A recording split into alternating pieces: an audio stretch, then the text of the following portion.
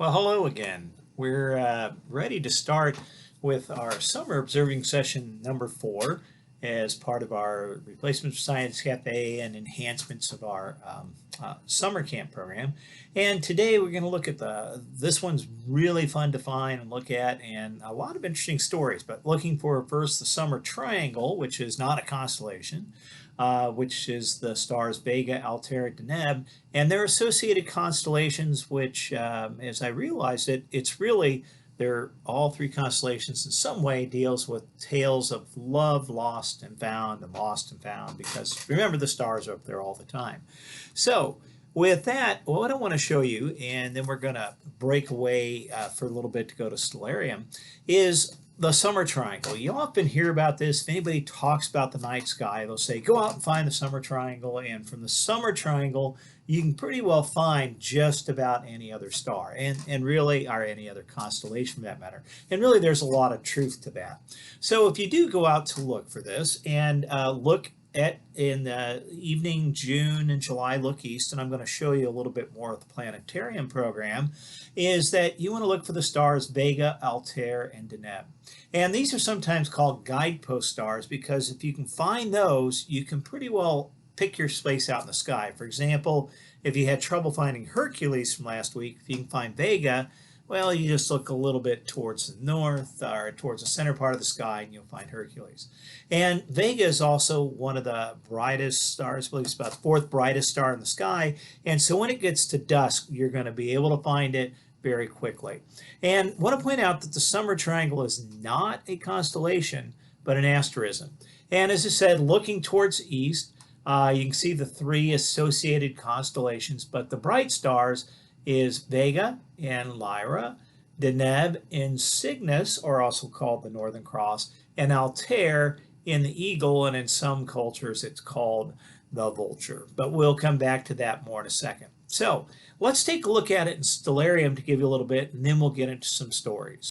All right, so now we've entered into the Stellarium program, which for those, if you don't know what I'm talking about, go back a few of the different series there, and of course apps and sky maps. And remember, everything we do, you can find an app for that will do it.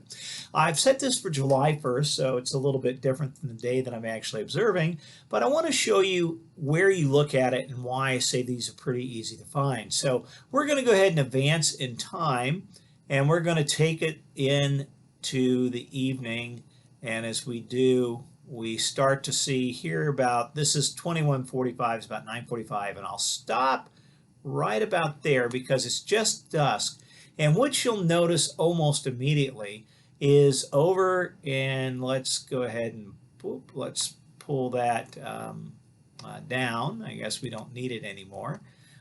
Is that what you will notice immediately is over here at dusk is you'll begin to see these bright-ish stars, and this was, oops, there we go, that's what we want to do, is that if you look at this, I'm going to bring up the horizon just a little bit, is that looking east at about 9:45, you can see three bright stars that'll stand out. They're all first magnitude, bright stars out there, and of course, here you have, as we know, is there's Vega, the brighter one, and down here is Deneb, and then over here is Altair. Now, of course, you're probably going, I don't quite see that, but let's bring back up our time clock, and let's take it a little bit further into the dark. So we're going to take it, oh, there we go.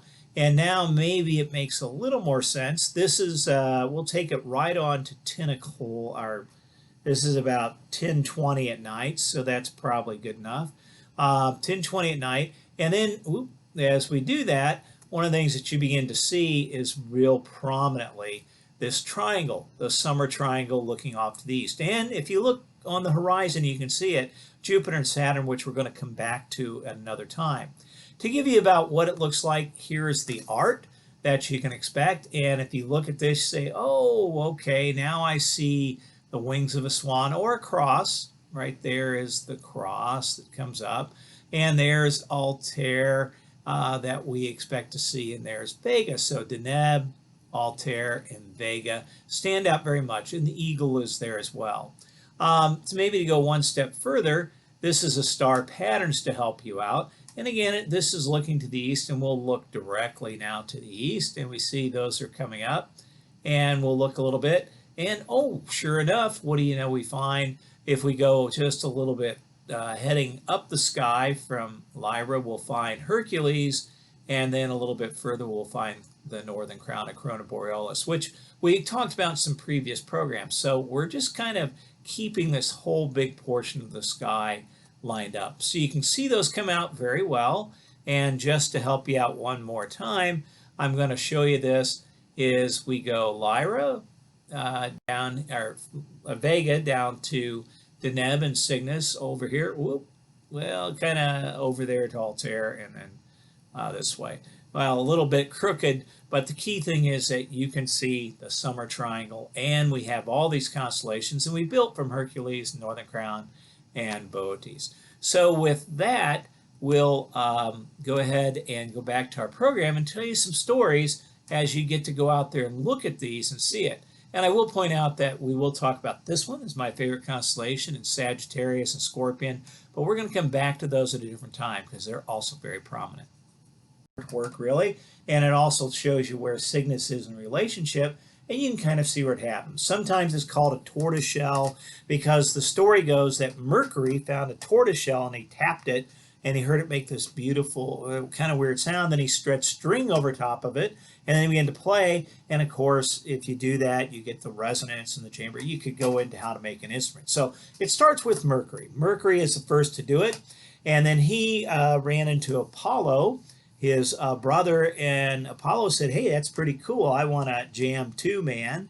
And so he said, tell you what, you give me your caduceus, which is kind of two snakes wrapped around together that you see Mercury usually symbolizing carrying, and Apollo took it. And he had a good time with it, and finally he gave it to this a fellow called Orpheus, who then could play very beautifully. Now, Orpheus has a story with Eurydice and the underworld, because what happened is that Orpheus was in love with his wife Eurydice, and then she died unexpectedly, very suddenly, bit by a snake, I believe. And then he thought, well, I got to get her back. And so he made a deal. He used his playing the lyre to play his way to get past Cerberus, who guards the underworld, to get Charon to take him across the river, and he got to Pluto.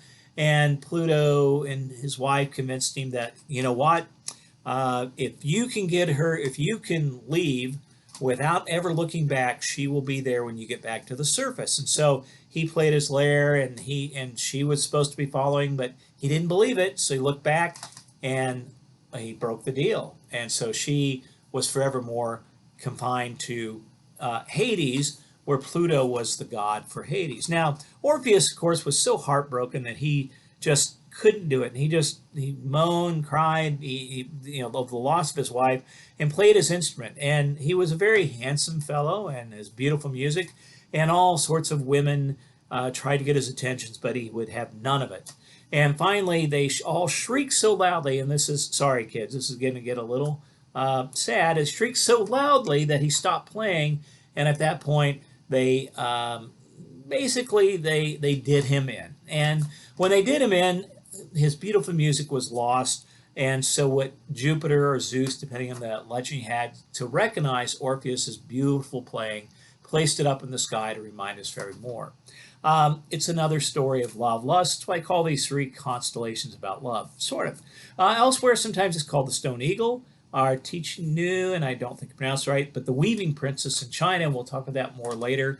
And of course, it's got a very beautiful star. So that's one, Vega and its constellation.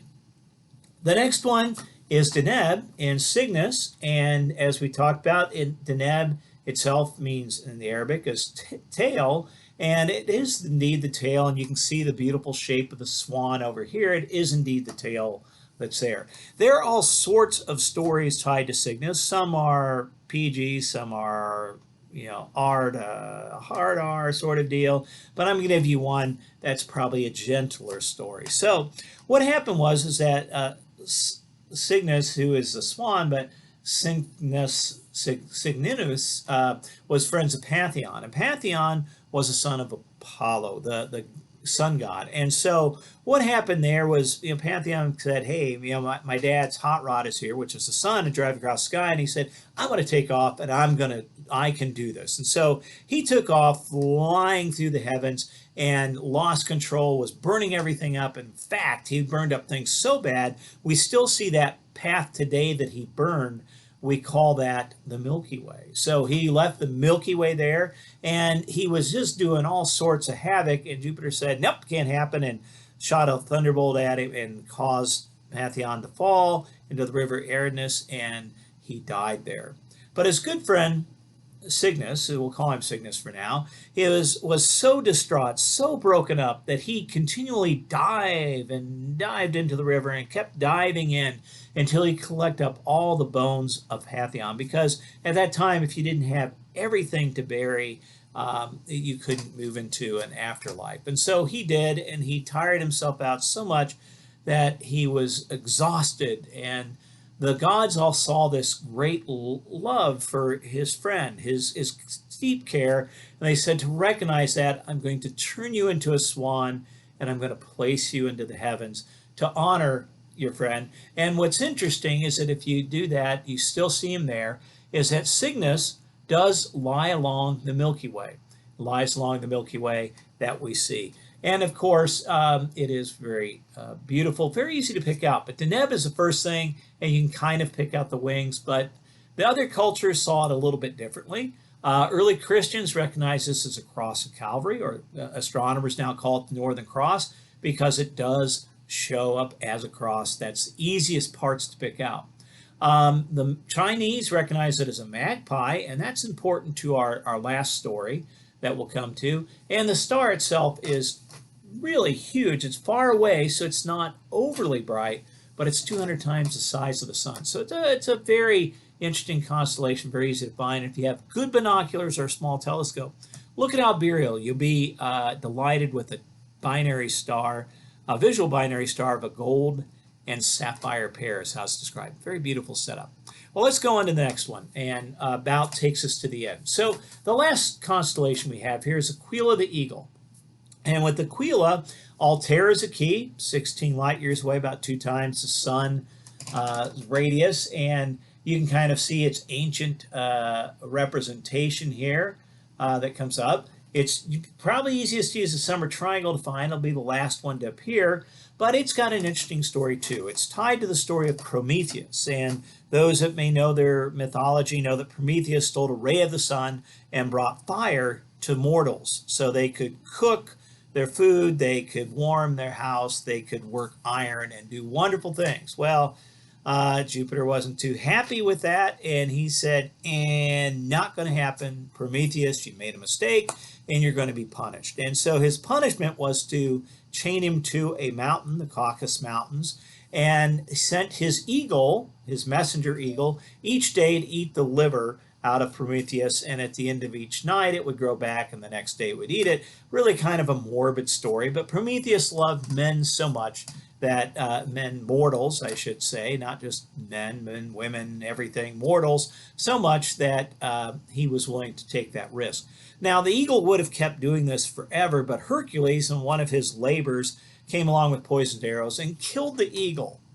So we already talked about Hercules before, and because of that, Aquila was put up here to represent his great service to Jupiter, and of course you see right next to Hercules. And elsewhere, it's sometimes called the 3 footsteps of Vishnu, or Kino, the herdsman in China, And that brings us to our last story that will wrap up this week's tales, is that we already talked about 2 primary constellations. We said that we have, and I'm going to take us back a little bit to the summer triangle. Yeah.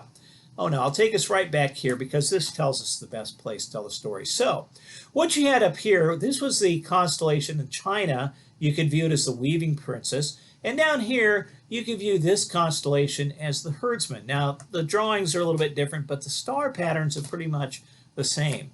And the story goes that the Weaving Princess, who was the daughter of the sun god, looked out her window and saw one of the father's herdsmen for the celestial cattle that they had up there with that. And they immediately, instantaneous fell in love. And the sun god said, well, it's a pretty good match. He's a good worker. You, my daughter, who are the weaving princess, you're the one who makes the colors of the morning and the colors of the night that we see in the sky. And he keeps everything in place. And so you can get married. Well, the thing is, they did get married, and being young and in love, they tended to do other things than what they should have done. And so she stopped making the colors of the day, and he stopped herding his cattle. At least it didn't stop. They didn't do it enough. And so what happened was the cattle got all over the place in places where they shouldn't be, and the colors of the day just never happened anymore. And so the sun god said, all right, that's enough. You two, I'm not going to let you be together anymore, and I am going to separate you by this river. And of course, the river, that's not illustrated here, but the river you have was the Milky Way, of which our good friend Cygnus tends to fly around. And so what happened was they were so sad, and they went back to doing their job, and cattle still got away a little bit, and the colors of the day were just not right. And so they realized that they needed to let them have time together. And so what was decided to do is to have all the magpies fly together on the 7th day of the 7th month and form a celestial bridge where they could do. Now all those magpies would fly together to make up one big constellation here, which was what was referred to as magpie for the Chinese. And on that day, these two, Vega and Altair, if you want, were able to cross the bridge, meet in the middle of the river, or the Milky Way, and be happy again. And then it would start to rain gently because of tears of happiness. And as the day would go on, it would be heavy tears, heavy rain because they were so sad.